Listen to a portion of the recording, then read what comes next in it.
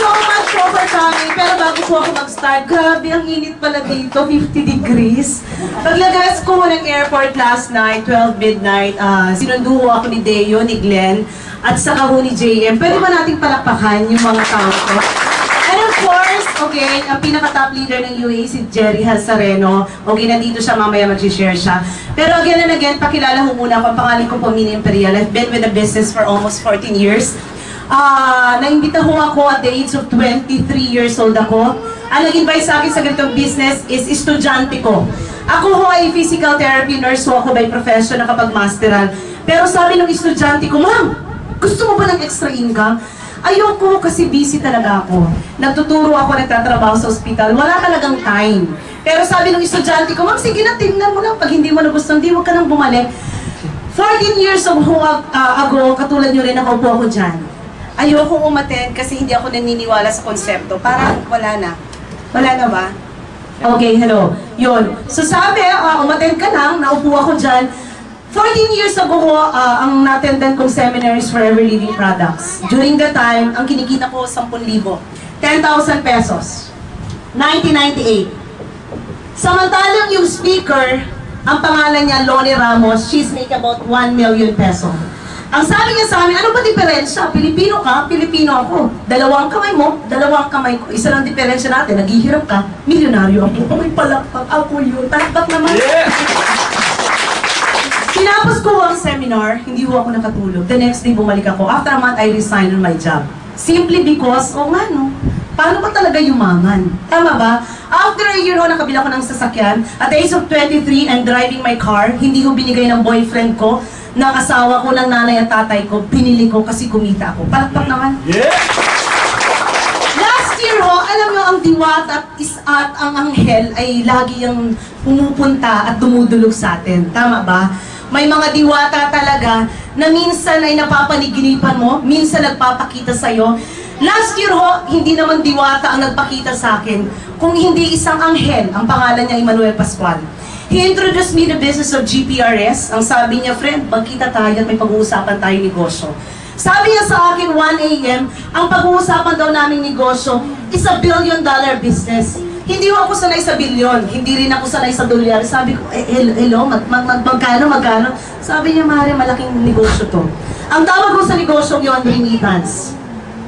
Para mo sa impormasyon ng marami dito, I'm sure lahat naman kayo OFW, lahat ba nagre-remit? Sino ho dito hindi nagre-remit sa Pilipinas?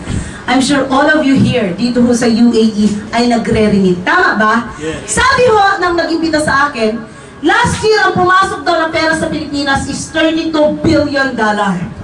Sabi ng kaibigan ko naman sa BIR, Mini, it's $90 billion.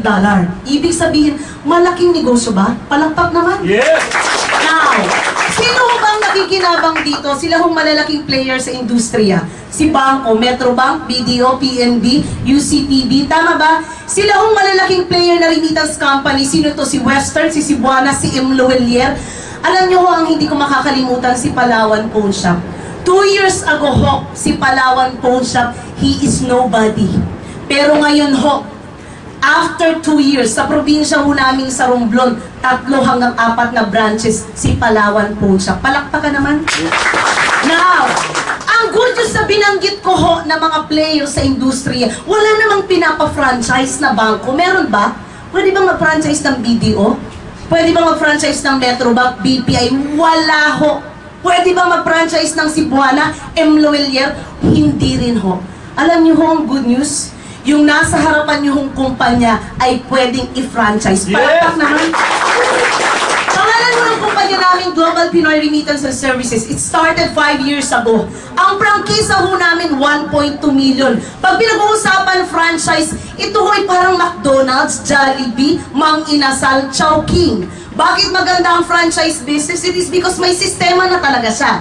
Now, ang franchise namin, magkano ba ito? 1.2 million. So, ilan ho bang nag-franchise na sa amin? It's more than 700 to 800. Kaya lang, sa buong Pilipinas, sa 90 million na populasyon ng Pilipinas, hindi naman lahat kaya. Tama ho ba? Parang kaunti lang ho ang merong 1.2, parang si Sir lang. Parang si Ma'am lang. Tama ba? So not everybody can afford the 1.2 million now.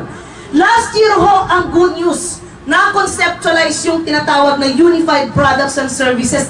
Magkano ba yun, ma'am? Ang tawag dito, home base. Pag pinag-uusapan ho, home base, sa bahay ka lang. May internet connection ka, may PC ka, may computer ka, pwede na. Magkano naman ito?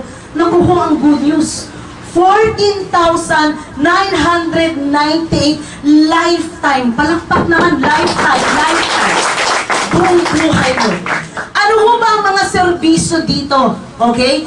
Yun ho ang mga nagtatrabaho dito sa UAE. Ito na ho ang pinaka-good news sa inyo. Number 1 na business. Yung tinatawag na remittance. Pag magre-remit ka sa Pilipinas, ano ba usually ang ginagamit dito sa UAE? Pumupunta ka ho kay Al-Badir, kay Al-Fardan, tama ba? Usually, magkano ba yan? Nako, more or less 500 to 1,000 pesos. Ang good news, pag meron kang system ng GPRS, magkano ba ito? 60 pesos lang. Any amount, hanggang 50,000. Palakpak naman. Ang laki ng savings. Alam niyo ho ang good news, okay? Dito, sabi ng iba, ma'am, magandang remittance nyo. Kaya lang nasanay na ako sa Cebuana. Minuto pa lang, nasa Pilipinas na. Sabi ko, medyo mabagal ang sayo. Ang sa akin, segundo pa lang, nasa Pilipinas na. Palakpak naman. Diba?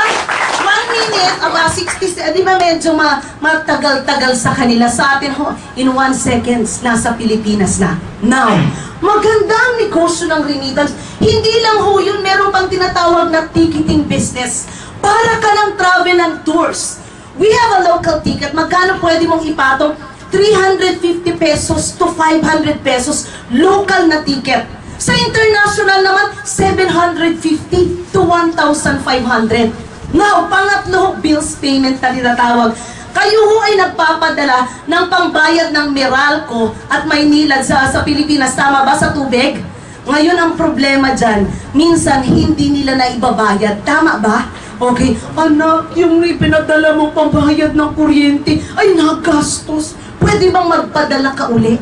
Ngayon ho ang good news. Dito ho sa UAE, pwede mo nang bayaran lahat ng bills ng kamag-anak sa Pilipinas dito mismo sa bansa ng UAE. Palakpak naman. Pangapat hong servisyo, travel and tours. Tour operator ho tayo ng malalaking hotels and resort sa Pilipinas ho at sa labas ng Pilipinas. Pag pinag-uusapan tour operator ho, wholesale mong makukuha. Malaki ho ang discount pag ikaw ay member ni GPRS. Panglima at huli, ito ho yung tinatawag na loading. Alam niyo ho ang loading sa Pilipinas, ito yung tinatawag na Smart, Globe at saka Suncell. Ang good news, you can have as much as 13% na discount lifetime. Sa Pilipinas ho, ang loading, ang mga tao na mga Pinoy, hindi na sila magme-merienda, maglo-load lang sila. Adik ho ang tao sa Pilipinas sa load. Texting capital of the world, Philippines. Ang maganda pa dyan, hindi lang isang dala-dalang cellphone. May smart na, may globe pa, may Suncell pa. Yun ho ang negosyo natin. Palakpak naman.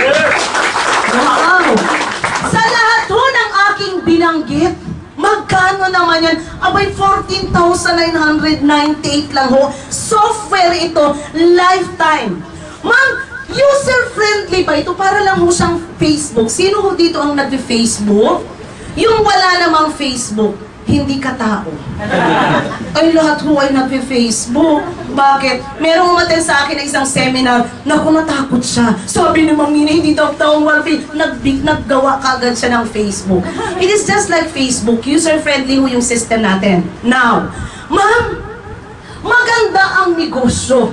Pero paano ba talaga ako kita? Isang tanong, sino dito gustong yumaman? Taas ang kamay. Yung kayo, ayaw nyo. Ay, gusto rin. You know what? Sa kakaikot ko ng iba't ibang bansa, I've been to Korea, galing ho ako ng Hong Kong, Singapore. Definitely, pag pinag-uusapan ho mga OFW, why are you here? You really wanted to earn. Tama ba? Yung ayaw hong kumita dito, yung uwi ka na lang sa Pilipinas. Tama ba? You are here to earn. But the question is, you've been here for how many years? Marami akong na-met. Glenn, si Deo, si JM, they've been here for almost 10 years. Yung iba naman ho ay 15 years. Yung iba ho ay 20 years. Bottom line, naging milyonaryo ba? Hindi. Pwede ko bang malaman sa kwartong to, mga nagtatrabaho dito sa UAE, sino ho ang multi-millionaire? Ay. Sino ho ang millionaire? Sino ho ang may kalahating milyon na ipon? Taas nga ng kamay. Sino ho ang may 200,000 na ipon? Taas ang bakit wala? Alam niyo ho, nakakalungkot sa OFW. Wala naman talagang yumaman. Alam niyo ho, ang tawag sa inyo, nag-survive lang. Marami ho akong nakita, di ba? Isang taong taga Sorsogon, di ba? Isang taong taga Cebu, Davao, Cagayan de Oro, gustong mag-abroad. Pero pag nandito na, inaapi ng boss, di ba? Merong talagang discriminated. Bottom line, hindi naman talaga yumaman. Ngayong gabi ho, ang hinihiling ko lang, try to open your mind. Wala namang mawawala, wala ka naman. Kanina pa ako nagpapataas ng kamay. Multi-millionaire, millionaire, kahit lang 200, wala. Walang mawawala, wala ka naman. Open your mind. Wala ho, di ba? Sa tingin ko, I think you need this thing eh.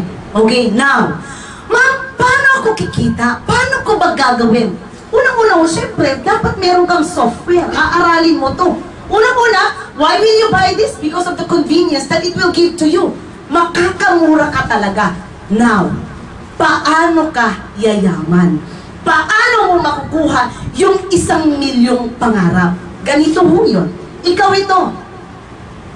Nagustuhan mo yung system. Tama? Sa atin ho, pag nagkakwento tayo, nakapanood ka ng sine, at pag nagugustuhan, ay grabe, ang ganda nung One More Time. Ay, ang ganda nung, di ba, Sister Rakay? Tama ba ang tanong? Binabayaran ho kayo ng mga direktor? Hindi. Tama? Nagustuhan mo yung sistema ni GPRS. Okay? Now, hindi mo naman kailangan sobrang dami. Alam nyo ho, there are 1.2 million Filipinos in UAE. 1.2 million. Bago ho ako umalis, tinanong ko ang POA. Sabi ko, friend, ilan ba ang Pilipinong nagtatrabaho sa United Arab Emirates? Ang sabi sa akin, Mini, 600,000 ang legal. Friend, ilan ang illegal? Kung gaano karami ang legal, ganon din karami ang illegal. And di 600,000 times 2, 1.2 million. Palakpak. Ang dami pa ng Pinoy. Alam niyo ang good news, nagulat ako. I'm expecting few people lang talaga na a-attend because I think sa database ho namin, meron lang 150 na members. Ang umattend ho ngayon ay 550. Palakpak naman, napakarami. Now, hindi mo kailangan sobrang dami. When I started the business, ang dami ko hong in-invite. Ang good news, 4 na tao lang ang naniwala. But because of 4 people, ngayon ho, ang member ng network ko, 10,000 na. Palakpak naman. 10,000 na. Now, laging sinasabi ng isang OFW, ma'am, gusto ko, kaya lang busy ako. Tama ba? Now, you join our business. May kasamahan ka sa tinagal-tagal mo dito sa UAE. 5 taon ka lang dito. 2 lang talaga ang best friend mo. Isa kang reserve na Pilipino. Si letter A at saka si letter B. Nagustuhan din na. Kasi no choice naman eh. Why will you pay 1,000 pesos kung meron palang 60 pesos? Hindi minuto, kundi segundo. Tama ba? 24 hours pa, bukas yung system. Nagustuhan din ang kumpare mo si letter A. Dahil ikaw po ang nag-refer sa amin, bibigyan ka namin ng 1,000 as direct referral. Ibig sabihin, ang unang pagkakakitaan mo dito, magre-refer ka lang. Chika-chika ka lang, mamaya ikas-ikas ka na. Palakpak naman. Chika-chika lang, ikas-ikas na. Na-invite mo ulit si B. Sabi niya, pare, okay yan ah. Ano ba yung ginagawa mo? Ay, pare, nagre-remit ako sa Pilipinas. Ay, pare, meron akong travel and tours. Okay? Sumali rin siya at bumili ng system. May 1,000 pesos ka. 10 ang nirefer mo, may 10,000 ka. 20 ang nirefer mo, may 20,000 ka. Wala kang nirefer, ay di wala rin. Abay, ang Pinoy gusto pag wala, gusto meron, ay wala rin ho. Now, ang maganda dito, ma'am, dalawa lang nga ang kakilala ko.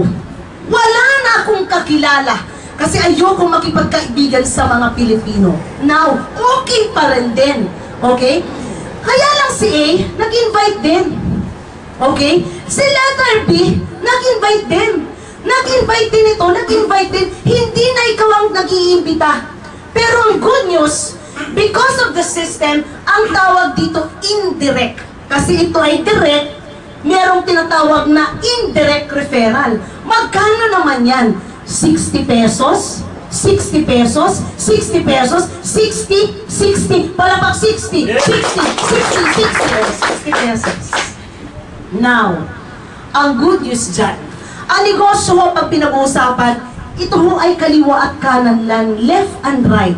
Pag tinatanong ako, sabi nung teacher ng anak ko, ang anak ko ay nag-aaral sa Holy Spirit. Tinanong ho ng kanyang teacher, Millicent, what is the work of your mom? Sabi ho ng aking anak, the work of my mom teacher is left and right and left and right and left. Ay boy, ang madre ho ay nagtaka. Pinatawag ho ako sa eskwelahan at ako'y nasa principal's office. Mommy, I talked to your daughter and I asked, what is your work? She told me that your work is left and right. What is that? Ay, syempre, prospect na ito, buying sign. In-explain ko ho, abay nakabaliw din at sumali rin sa 14,909. Palakpak naman. Left and right and left and left. Dahil napakadaling negosyo. Hindi kailangan matalino sa negosyo kasi kaliwa at kanan, kaliwa, kanan. Ay, napakadali. Now, may nabasa ang system, isa sa kaliwa, isa sa kanan, may additional bonus, 1,500. Dalawang sumali sa'yo, meron kang 3,500 pesos. Alam niyo ang good news? Itong mga tao sa ilalim, kahit hindi na ikaw ang nag-iimbita, may 1,500, may 1,500, 1,500. Magkano ang maximum? 60 sa kaliwa, 60 sa kanan, times 1,500. The potential income is 90,000 per day. Wow. Times 30 days, abay ito ho ay 2.7 million. Palakpak naman everyone. Sino gusto kumita ng 2.7 million? Oh, yung iba ayaw. Okay. Sabihin mo sa akin, ma'am, parang ang laki naman nito. Hindi kita kasing galing. 10%! Totoo, 90% hindi mo kaya still. 270,000 pa rin yan. 1% na lang ng galing kong nakuha mo. 99% hindi mo talaga kaya. Abay still, 27,000 part-time. Pwede na ba ito dito sa UAE? Palakpak naman, 27,000. Alam niyo ang nakakatuwa, when I stay here, may mga tao talagang nag-focus. May pangalang Lyndon at Liza, si Gwen. Isang linggo pa lang sila kumita talaga ng 50,000. Ang tawag mo dito leveraging. Now, meron akong good news. Sa 14 years ko sa industriya, isa lang naman talagang inisip ko, paano ba talaga yumaman? Tama ba? Minsan ba yung mga crowd na nandito, okay? Ano-ano ba ang way para talaga yumaman? Una ho, alam kong naisip nyo, mangibang bansa ako at maging OFW ako. Tama ba? Kasi alam mo, yun lang ang solusyon na pagyaman talaga. Okay? At pagbuha na, at talagang makaahawon sa kahirapan. Pero ang good news, wala namang nangyari. Pangalawang option, ano ba yon? Sabang ng iba, makapangasawa ng mayaman. Ang mayayaman ho, namimili rin ng mayaman na. Okay? Kaya kung ikaw mahira, parang napakalaking porsyentong ayaw din niya sa'yo. Pangatlo, maging artista. Sino ang gusto maging artista? Parang konti lang pwede dito mag-artista. Parang siya lang. Parang siya lang. Parang si ma'am lang. Tama ba? Pang-apat, maging empleyado. Wala naman. Both my parents are employed. Mahirap na buhay ko. Hindi kami umaman talaga. So ano pa ang option? Sasabihin ko ang sikreto sa inyo ngayong gabi. Ang tawag dito, law of leverage. Walang yumamang empleyado. Kahit hindi mo magustuhan yung pinipresenta ngayon, dapat maintindihan mo to. The only way to financial success, at para mo makuha ang 1 milyong pangarap, you have to multiply your time through others. Ibig sabihin, paano mo ba magagawa dito sa negosyo natin? Ikaw ito. Wala kang time. Hindi ka magaling. Hindi magaling. Walang time. Hindi magaling. Walang time. Hindi magaling. Na-invite ako sa ilalim. May oras, maraming pangarap, okay? Pursigido sa buhay. Pagpasok ko, yaman, yaman, yaman, yaman. Palakpak naman. Yes! Don't depend on your own effort, mapapagod ka. Mga kababayan ho, dito sa United Arab Emirates, I tell you, diba? 5 years ago, 10 years ago, ang problema mo, pera. Anong problema mo ngayon? Pera pa rin. Huwag kang sumali. Okay lang naman. After 5 years to 10 years, pareho lang. Bakit? Mag-isa ka lang kasi. Isang utak mo, dalawang kamay mo, you will never make it. Bakit? Isa ka lang eh. You only have 24 hours a day. I have 10,000 hours a day. Henry C. have million hours a day. Duplication ho, leveraging. Tatanda kang mahirap. Pero sana maintindihan mo yung konsepto. Now, sabi ng iba, ma'am, ano yung maganda pa na pwede kong pagkakitaan? Ilang taon, ma'am, ilang taon ka na? If you don't mind. 26, para ka lang 25, bukas ay birthday mo na. Dalaga po kayo or married? Dalaga po. Single? Aba. Sino ho ang single na lalaki sa likod? Sa likod May ka. boyfriend? Meron. Ay, meron. Take it. Hindi na pwede Lester. Okay. 26 years old. Si Lester ang nakita ko talaga dun sa likod. 26 years old. Kunwari, si Madam ay sumali sa GPRS. Pero lang siyang 10 kliyente. Okay? Isa sa January, isa sa February, isa sa March. Hindi na siya nag-invite ng November at December. Lahat po ito ay may tinatawag na bills. Okay? Sa isang bahay, 3 hanggang 5 bills. 3 na lang. Kada bills ho, na babayaran mo sa system, may kinikita kang piso. May tinatawag kang 30 pesos. Sumunod na taon, pagdating mo ng 27 years old, ma'am, 100 ang sumali. Yung 100 ho, kaya kong ibenta ng 15 days. Eh, kunwari si mama, bagal talaga siya. 2 years siya. Ako 15 days, siya 2 years. Okay? Times 3 bills, piso, meron siyang 300 pesos every month. Pagdating niya ng 28 years old, naging 1,000. 3 bills times piso, abay, meron, okay lang ba? May 3,000 siya. Okay, every month. Kasi nababayad ng bills eh. Pagdating niya ng 29 years old, 10,000. Ito ho, isang taon ko lang. Times 3 bills, times piso, abay, may 30,000 ka. Life begins at 30 sa babae. 100,000 ang tao mo. Times 3 bills piso, meron kang 300,000. Paano ho siya nangyayari? Ang good news, bakit naman dun ka sa system magbabayad? Because of the convenience that it will give to you. Tama ho ba? Tama? Pwede bang hindi ka magbayad ng iyong tubig, ilaw, cable? Ay, hindi ho. Ang maganda dyan, nasa Boracay ka. Ay, katapusan pala ngayon. Ching, ching, ching, ching, ching, ching, ching. Piso-piso. Alam nyo, huwag nyo kalilimutan itong piso ng word. Kasi marami hong yumaman sa tinatawag na piso. Palakpak That's right. naman. Ang pinag-uusapan, bills. Paano pag ang tao mo sa UAE, 1.2 million dito, sabihin na lang natin na 120,000 under your network. Abay, 120,000 times 3 bills, times isang remittance, kunwari, twice naman nagre-remit, abay, madudoble. Pag bills piso, pag remittance piso, alam nyo, pag nagbibenta ng ticket, hanggang sa ilalim, okay, meron kang 10 pesos. Pag nagbenta ng ticket ng international, meron kang 25 pesos. Ang tawag ho dito, residual income. Palakpak Yes. naman. To sum it up, bakit ho namin dinala ang GPRS UPS dito ho sa UAE? We want to give you hope. Tama ba? Sometimes dun ho sa mga kumikita dito ng 50,000 to 100,000, I think sino ho dito ang mga engineers and architects? Kayo ho ay kumikita ng 200 to 250,000. But bottom line of everything, ano ba meron? Walang ipon. Tama ba? Wala eh, kasi minsan tumanda na dito sa abroad, wala pa rin eh. Tingnan mo yung bank account, negative. Sabi ko nga ho sa inyo eh, di ba? Pinapataas ko ho ang mga taong may savings. More than 200 to 300 at 1 milyon sa Pilipinas. Wala. Now, ang maganda dyan, mamayang gabi ho, di ba? Planuhin mo na. Pag alis mo dito, mamaya, kausapin mo na kaagad yung iyong upline. Tama ho ba?